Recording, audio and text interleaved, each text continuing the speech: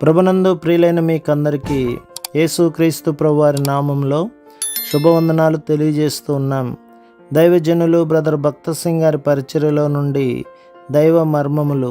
October 13. Abraham దేవుని నమ్మెను, అది అతనికి నీతిగా ఎంచబడెను. రోమాపత్రిక 4వ అధ్యాయం 3వ వచనం. చివరిగా దేవుడు తానే అబ్రహామునకు సరైన సమయంలో ప్రత్యక్షమాయెను. అతనిని వెలుపలికి పిలిచి ఇట్లనెను, అబ్రహామా, ఆకాశం వైపు చూడుము. నీ వైపు, నీ భార్య వైపు, లేక నీ హద్దుబాటులను, నీ భార్య హద్దుబాటులను చూడవద్దు. పరిస్థితుల వైపు చూడవద్దు, కానీ పైకి చూడుము. అప్పుడు విశ్వాసము బలపడును.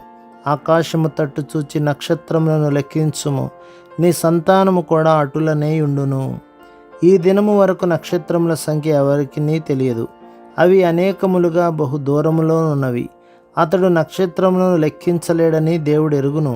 5 నుండి 8వ వచనం వరకు. కానీ అతని విశ్వాసమును బలపరచవలెనని ఆయన ఉద్దేశించెను.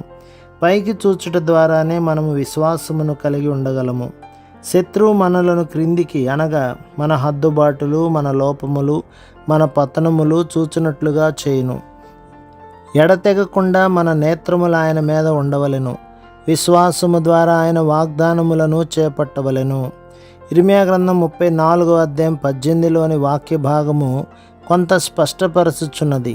ఆ దినములలో 2 గుంపుల వారు ఒక ఒప్పందము చేసుకున్నప్పుడు ఒక జంతువును తీసుకొని దానిని చంపి 2 ఖండములుగా చేయుదురు. ఆ 2 గుంపుల వారు ఆ జంతు ఖండముల మధ్యగా నడిచి వెళ్ళుట ద్వారా తప్పిపోని వాగ్దానమును చేసుకొందురు. అదే రీతిగా దేవుడు అబ్రహాముతో ఒక నిబంధన చేసెను. ఆయన 3 జంతువులు, 2 పక్షులను తీసుకొని వాటిని చంపి 2 ఖండములుగా చేయమని అతనితో చెప్పెను. 10, 16, 17వ వచనములు.